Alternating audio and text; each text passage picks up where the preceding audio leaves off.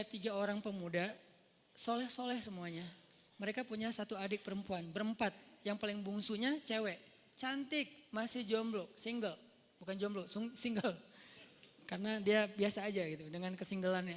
Nah, 3 cowok ini dapat tugas militer. Karena negara mereka itu ada wamil, wajib militer. Ada peperangan, mereka diserang. Akhirnya dia 3 cowok ini dipanggil untuk ikut berperang. Mereka khawatir gimana dengan adiknya yang perempuan. Siapa yang akan jaga, ini cerita dari hadis. Bukan fiksi. Bukan fiktif. Fiksi beda lagi. Bukan fiktif gitu. Cerita dari hadis. Nah, karena mereka nggak tahu gimana cara ke siapa harus menitip adik perempuannya, keluarganya di luar kota nggak ada yang di situ, susah gitu. Pokoknya intinya nggak ada yang mereka percaya selain seorang ahli ibadah yang ada di negeri mereka. Cuman beliau ini nih yang paling soleh, paling amanah, paling baik. Bukan ustadz biasa lah, ustadz legend lah ya. Udah senior banget lah ya. Nah akhirnya mereka sepakat bertiga, kita titipin aja adik kita ke syekh itu. Datanglah ke syekh ini. Datang kalau nggak salah namanya Barsisa, nama syekhnya, Syekh Barsisa.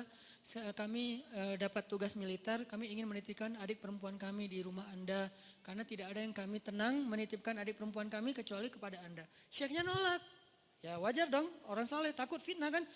Astagfirullahaladzim, saya nggak bisa, saya nggak pernah menampung kebenaran. Syekh ini juga nggak pernah nikah, saking sibuknya dengan ibadah, saking solehnya gitu. Bukan yang gak nikah berarti udah sibuk ibadah juga. Beliau kayak Imam Nawawi. Imam Nawawi itu gak nikah sampai akhir hayat kan. Ketika ditanya kenapa Anda belum menikah? Oh astagfirullahaladzim, saya lupa menikah. Kenapa? Karena saya sudah menikahi ilmu. Saking cintanya beliau dengan ilmu, ilmu itu lebih daripada istri buat beliau. Sehingga tidurnya dengan buku, bangunnya dengan buku, jalannya dengan buku, buku aja kerjaannya. Imam Nawawi, ilmunya luar biasa dahsyat. Tapi jangan ditiru ya. Karena kita nggak gitu-gitu amat juga tentang ilmu. Ilmu enggak, nikah enggak kan. Ya pilih salah satu deh. Kalau enggak ilmu ya nikah gitu. Masalahnya kita ilmu gimana? Apakah udah selevel Imam Nawawi yang hadis dalam semalam hafal berapa ribu hadis. Terus setiap malam tuh nulis buku. Sholat 2 rakaat, satu paragraf. 2 rakaat, 1 paragraf. Jadi setiap paragraf itu 2 rakaat sholat. Wudhu dari isya ke subuh, 1 wudhu. Selama bertahun-tahun, 1 wudhu sholat subuh dengan isya. Maksudnya nggak tidur semalaman karena terjaga wudhunya Imam Nawawi. Nah Syekh Barsisa nolak, nggak mau. Please, karena kami nggak tahu harus jagain apa, harus nitip ke siapa daripada adik saya apa-apain orang. Karena udah dipaksain terus, ya udah deh. Kalau mau, saya minta satu hal apa, bikinkan untuk adik kalian 1 ruangan, 1 kamar yang nggak campur dengan rumah saya di belakang gitu. Akhirnya dibangunin sama mereka kamar sederhana untuk adiknya yang perempuan. Taruh aja di belakang rumah si syekhnya. Syekhnya biasa beribadah di musola. Jadi rumah, musola, kamar ceweknya. Jarak musola dengan kamar ceweknya terhalang oleh rumah syekh. Jadi agak berjarak gitu. Udah pergi mereka berjihad. Hari-hari pertama syekhnya nggak pernah berkomunikasi 1 patah kata pun dengan si cewek ini. Karena diamanahin nafkah, kebutuhannya, akhirnya dititipkan uang, syekh ini ke pasar beli roti, setiap pagi taruh roti di depan pintunya, balik lagi ke musola zikir, astagfirullah. Si perempuannya tahu jam udah ada roti di depan pintunya, dia buka, ambil roti, makan di dalam. Nggak pernah komunikasi. Sehari, seminggu, minggu kedua mulai datang setan. Yuwaswis fi sudurin. Fisudurinas pakai perasaan, bukan pakai logika. Perasaannya yang diusik. Kasihan juga tuh cewek kesepian. Masa nggak disapa sama sekali, ntar dianggap sombong loh. Ya sapa sederhana aja, nggak usah berlebihan, cuman sehat gitu doang. Oh ya udah, titipin roti. Assalamualaikum, sehat teh, sehat Ustadz, alhamdulillah. Oh ya, pergi aja. Gitu doang. Jadi kayak japri, sehat, udah. Nggak pakai emoticon. Jadi benar-benar kayak tiis aja gitu kan ya, dingin aja nggak ada apa-apa gitu. Zikir astagfirullahaladzim. Besok datang lagi setan. Masa cuma nyapa doang, siapa tahu dia pengen sesuatu tapi nggak berani ngomong karena kaku. Ya lebih lemes lagi lah, biar siapa tahu si cewek ini butuh apa nanti dia bisa ngomong karena nggak malu. Oh iya juga sih. Teh sehat ya, kalau butuh apa-apa kasih tahu saya ya. Oh iya Ustadz makasih. Nah ini kan nih. Akhirnya datang setan yang satu lagi, lo tugasnya sama cewek, gue cowok. Setannya bagi tugas. Tapi bukan karena kelainan, memang gitu tugasnya. Si setan yang ke ceweknya bilang, itu Syekh itu baik banget ya, soleh banget. Kamu kalau ada apa-apa jangan sungkan, ngomong aja ke beliau. Beliau orang soleh kok, orangnya senang membantu. Kan baik kan? Gak ada yang negatif kan? Besok-besok, teh butuh apa? Ya Ustadz boleh nitip sesuatu apa? Pengen apa makan apa gitu. Ini ada uangnya, nggak apa-apa udah dititipin sama kakak-kakaknya teteh. Oh ya udah, maaf ya Ustadz merepotkan, nggak apa-apa. Nah, mulai ini. Pergi ke pasar, beliin apa roti, susu. Makasih Ustadz, Ustadz udah bagi 2 aja masa saya makan sendiri nggak habis. Setan bilang kan, nggak akan habis tuh mubazir, benar nggak sih? Mubazir kebanyakan tuh udah bagi 2 aja, Ustadz bagi 2 aja, udah nggak apa-apa makan aja. Kata si yang satu lagi setannya, jangan mau diterima, malu atuh sama cewek. Udah, akhirnya apa? Udah makan aja ntar kalau nggak habis baru saya habisin. Mulai kan, makan, Ustadz nggak habis. Ya udah sini dihabisin, mulai kan agak-agak gimana gitu kan, bekas makan. Lama-lama datang lagi setan tuh, coba tanya siapa tahu dia pengen belajar sekaligus daripada dia diam-diam aja, nyantri aja sekalian. Nyantrinya apa? Belajar agama, tanya butuh apa tentang masalah agama yang saya bisa bantu. Sedikit-sedikit adalah ilmu. Oh ya udah benar juga ya, dapat pahala lebih. Teh nanti kalau butuh apa-apa, udah nggak sungkan sekaku yang pertama kan. Butuh apa-apa kasih tahu aja ke saya, insya Allah kalau ada pertanyaan saya bisa jawab. Kalau nggak ada nanti saya tanya ke yang lebih ahli. Oh ya Ustadz kebenaran saya lagi nanya nih masalah ini gimana. Nah mulai, tapi masih di balik pintu.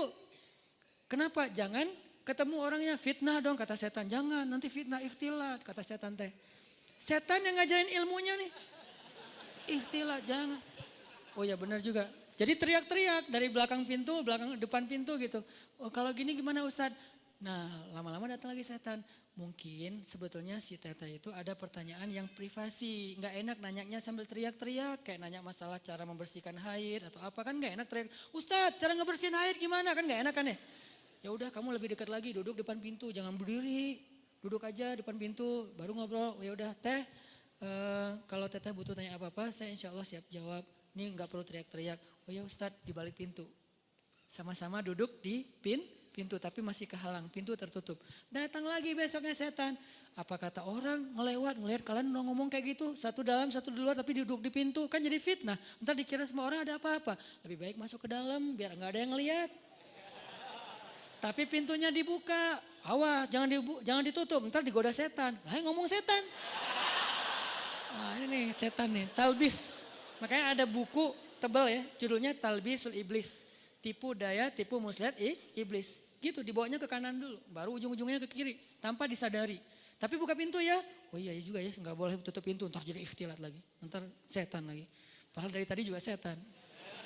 Udah teh boleh di dalam aja nggak enak dilihat orang. Oh ya Ustadz nggak apa-apa. Yang bagian ceweknya bilang nggak apa-apa dia orangnya amanah nggak usah khawatir. Gitu kan.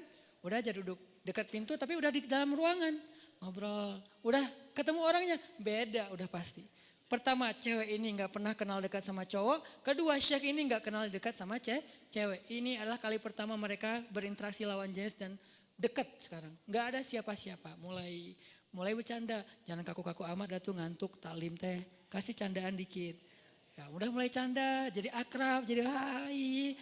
Malu dilihat orang. Masa bercanda tapi kelihatan orang. Udah tutup aja pintunya. Kan udah saling kenal udah saling percaya. Tutup pintunya. Ngobrol. Nauzubillah terus dekat sampai akhirnya curhat si cewek ini. Namanya manusia pasti semuanya punya masalah kan. Akhirnya dia berani curhat. Ustadz saya udah anggap Ustadz sebagai keluarga saya percaya. Boleh saya curhat masalah pribadi? Curhat. Curhat buka. Waktu itu masih syariat hijab, cadar. Buka cadarnya. Langsung udah lihat wajahnya, udah kemana-mana udah setan teh. Setan yang datang udah bukan lagi bab ini. Setan kan gonta-ganti sesuai dengan kapasitasnya. Sekarang bab yang lain lagi, datang setan yang ahli di bidang yang lain. Udah, terus saja sampai mereka akhirnya udah akrab, udah tahu semua cerita-ceritanya. Nangis, ceweknya nangis, senangis-nangisnya. Datang setan romantis. Kalau yang pertama gak ngerti romantis, taunya fikih. Kalau sekarang setan jangankan setan, manusia aja ada yang kayak gitu. Dulu Senok Hogranya yang di Aceh tuh. Dia hafal ribuan hadis, hafal Quran 30 juz hanya untuk merusak masyarakat Aceh dengan berstatus ulama kan ya. Itu manusia loh, apalagi setan yang udah lebih legend lagi tuh. Akhirnya setan romantis datang. Kalau cewek lagi nangis kayak gitu jangan didiemin, kasih bahu. Nanti kalau dia tersinggung gimana? Nggak akan tersinggung. Cewek kalau lagi kayak gitu dia nggak akan tersinggung. Dia pasti positif. Jangan kasih bahu pas dia lagi ngomongin masalah agama. Kasih bahu pas dia lagi nangis, lagi emosional. Itu pasti dia akan terima. Oh gitu ya? Udah Neng. Nah mulai nih akrab, usap-usap. Jadi nauzubillah akhirnya mereka berzina. Udah di sini kan? Udah berzina. Berzina sekali karena udah terlanjur dosa lah. Kagok Udah kagok kan? Udah aja, biasa aja gitu. Udah dosa juga gitu. Jangan manggil Syekh lagi lah, manggil A aja. Jadi tadi kan manggilnya Syekh, lama-lama Ustadz, lama-lama AA. Manggil lah, udah akrab teh, udah zina, ada segala macam, nauzubillah. Ngomongnya juga gak enak. Udah gitu, maaf perempuannya hamil. Perempuannya hamil, Syekh ini takut ketahuan sama kakak-kakaknya. Karena adik perempuan mereka ternyata dihamili sama Syekh ini. Kalut, panik, datang setan kriminal. Bilang, lo udah bikin adiknya, lo gak akan dibiarin hidup. Setannya udah beda ngomongnya. Ngomongnya udah beda. Udah terlanjur, udah lo habisin aja deh. Gak usah banyak mikir, udah lo habisin aja lo sekarang. Udah, gitu-gitu. Oh udah dihabisin, dibunuh ceweknya. Karena takut ketahuan. Ditakut-takutin sama setan. Pokoknya lo habis, lo malu, semua orang kampung akan mencela kamu dan segala macam. Pokoknya dibikin goyah banget nih Syekh ini. Akhirnya dibunuh, dikubur di belakang rumah. Tapi udah dibisikin sama setan alasannya, modusnya apa? Bilang aja sakit, meninggal, dikuburin. Enggak lama, belum juga, baru sehari kadarullah datang nih kakak-kakaknya. Syekh, assalamualaikum, waalaikumsalam. Syekh, alhamdulillah kami semuanya selamat. Adik kami di mana? Syekh ini pura-pura sandiwara. Ada apa Syekh? Innalillah, yang sabar ya gitu. Allah mentakdirkan kalian gak ketemu lagi. Baru aja kemarin adik kalian sakit keras dan meninggal. Maafkan saya gak bisa jaga amanah kalian. Innalillah wa inna ilaihi raji'un. Ya gak apa-apa Syekh, di mana kuburnya? Di belakang. Datang doa, pulang aja. Setan kan jahat banget ya. Setan tuh gak pernah berpihak sama kita. Dia itu pengadu domba. Malam setan ini datang ke dalam mimpi ketiga kakak beradik ini. Mimpinya sama. Setan yang sama, gimana gak sama redaksinya. Mimpinya sama. Datang, adik kalian itu gak meninggal sakit, dibunuh setelah dinodai sama Syekh itu. Buktinya kalau kalian mau tahu, coba kalian gali kuburnya, lihat bekas pembunuhan itu. Kalau datang ke satu, ya anggap aja mimpi. Datang ke yang kedua, sama. Ketiga sama, bangun dari mimpi. Saya mimpi buruk tentang adik, saya juga sama. Apa mimpinya? Diceritain, kok sama ya mimpi kita? Mencurigakan sekali kan? Kok mimpi kita sama? Wah bahaya nih, kita bukan suudzon sama Syekh, tapi kita harus buktiin. Ayo, besoknya mereka diam-diam datang, digali kubur adiknya yang belum kering, yang masih basah tanahnya. Benar ada bekas pembunuhan dan dia dalam keadaan hamil. Syekh ini langsung dibawa ke pengadilan, dikeroyok sama massa, dibawa ke pengadilan, diputuskan hukuman mati. Di tiang hukuman mati, sebelum dia mati, datang setan yang terakhir. Setan yang paling banyak ilmunya, ulamanya setan. Ini nih setan paling pro nih. Datang terakhir. Syekh kata dia. Syekh tahu selama ini kenapa Syekh sampai di sini? Yang membuat Syekh sampai di sini tuh saya dan geng. Saya and the gang.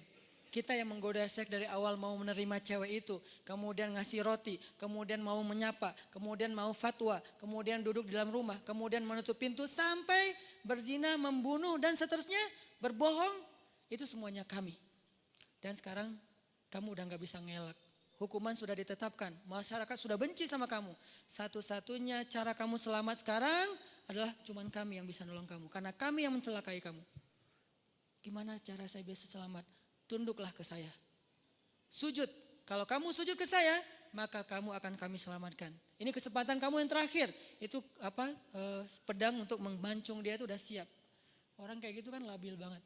Akhirnya dia sujud, dia mengakui setan itu sebagai Tuhan, dipancung, matilah Syekh ahli ibadah 100 tahun ini dalam keadaan pembunuh, pezina, pembohong, dan syirik.